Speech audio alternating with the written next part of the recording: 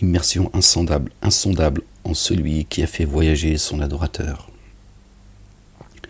Dans la nuit obscure, depuis le lieu de prosternation sacrée, jusqu'au lieu de prosternation le plus éloigné, dont nous avons béni les alentours,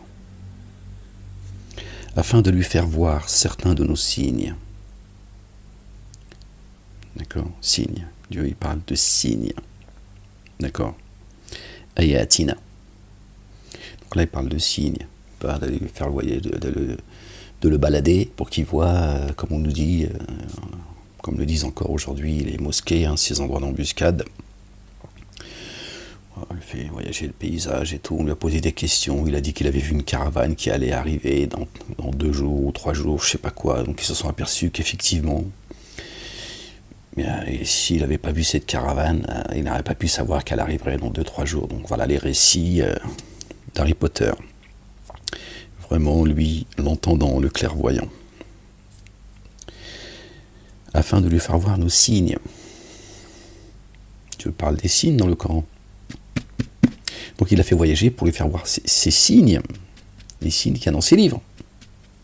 Pas dans les cieux et sur la terre. Bon, c'est une lecture qu'on a déjà faite, hein, qu'on refait. De toute façon, voilà, il y a un livre, il n'y a pas celui que j'ai entre les mains. Puis la lecture d'aujourd'hui, c'est pas celle d'hier. Mais on a déjà vu, hein, même certains passages du chapitre 17. Immersion insondable en celui qui a fait voyager son adorateur dans la nuit obscure. Une nuit obscure. Ça paraît bizarre, la nuit obscure. Alors quand ils ont dit que c'était un moment où la lune elle était absente, etc. Dans la nuit obscure, notre bien-aimé, Moussa alayhi salam, Dieu, il lui a donné rendez-vous. 30 nuits. Il a eu rendez-vous avec Dieu durant 30 nuits. Et il les a complétées de 10 nuits, ce qui fait 40 nuits. C'est le temps du mois de jeûne. La nuit. D'accord? Vous pouvez faire la corrélation. Il ne dit pas 10 jours, 30 jours, pardon. Il dit 10 nuits. D'accord? Immersion insondable à celui qui a fait voyager son adorateur dans la nuit obscure. La nuit obscure. Quand il fait nuit, tout le monde voit la nuit. Hein. Quand le soleil il est couché, hein, ça y est. 1 heure après le coucher du soleil, voilà, il fait nuit. C'est la nuit. La nuit obscure, c'est quand tu vas faire dodo. Il fait encore plus nuit, en fait. Tu rentres encore dans une nuit plus obscure que la nuit. Une nuit profonde. D'accord? C'est comme ça qu'il a voyagé. Il n'a pas voyagé depuis le Masjid al-Haram. Eux, les mosquées appellent ça, on appelle une mosquée en arabe al-Masjid. D'accord? Donc eux, ils ont traduit mosquée.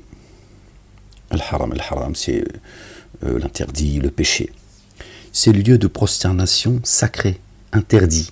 C'est même pas sacré, c'est interdit. Là, c'est la traduction de Maurice Gloton, elle n'est pas fidèle.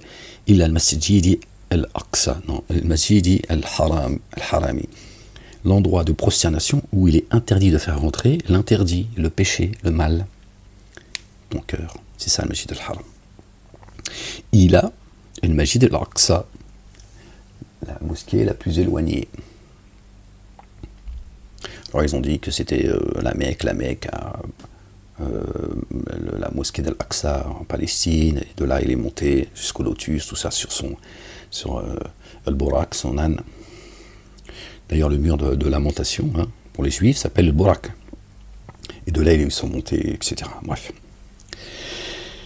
La ilaha illallah wahdahu la sharika lah. Gloire et pureté à toi, Seigneur, exalté sois-tu.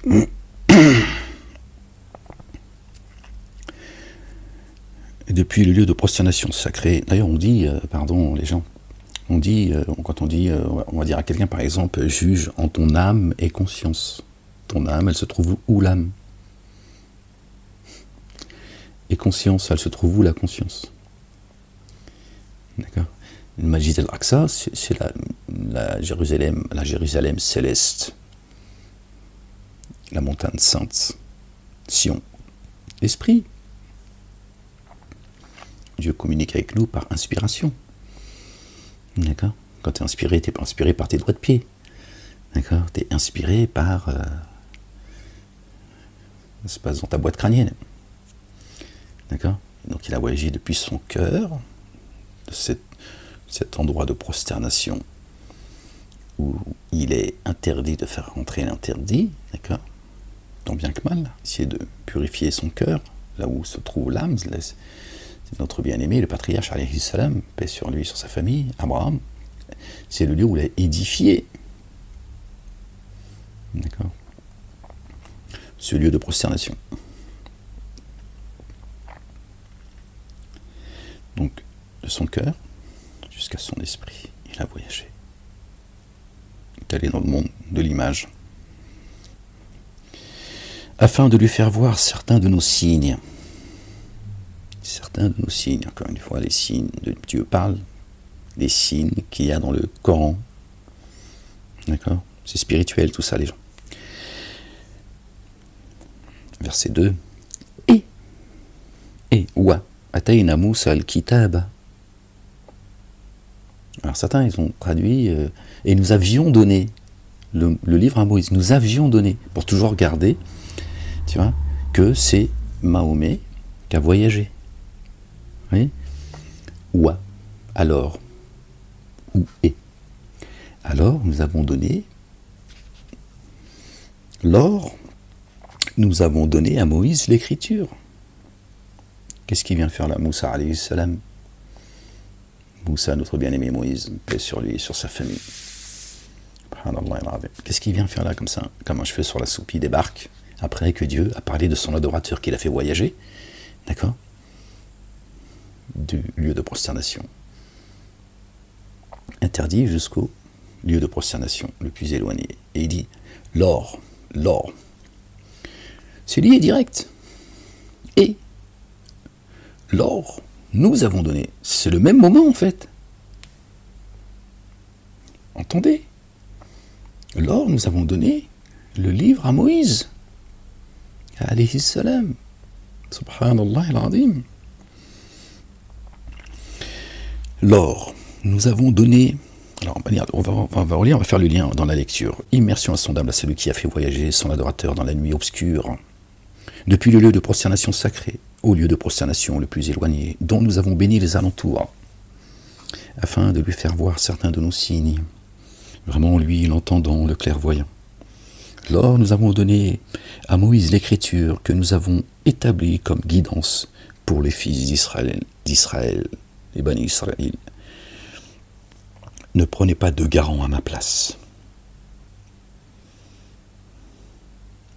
Pour les fils d'Israël. C'est sûr que les mosquées, s'ils reconnaissent que Moïse, c'est lui qui est concerné par le voyage, eh ben, il est clair qu'ils ne peuvent pas s'exclure du peuple des fils d'Israël. Israël, Hel. En hébreu, ça veut dire Dieu, le Dieu, Allah. Israël. El Isra, hein, inverse le mot, Israël. El Isra. C'est pas le fait du hasard, ça, les gens. Bon, chez Dieu, c'est des petites, petits signes comme ça. C'est lui qui a créé les langues et les couleurs. Lors, nous avons donné à Moïse l'écriture que nous avons établie comme guidance. D'accord. Houda. Pour les fils d'Israël. D'accord. Houdan, pardon. Houdan. Houdan. El-Yahoud. Houdan, ouais, c'est le même mot. El-Yahoud, c'est ceux qui sont sortis de la guidance, pas les Juifs. Il n'existe pas Juifs chez Dieu. Houdan. Pour les fils d'Israël. Le livre que Dieu a donné à Moïse, c'est une guidance pour les fils d'Israël. Dieu lui dit, ne prenez pas de garant à ma place.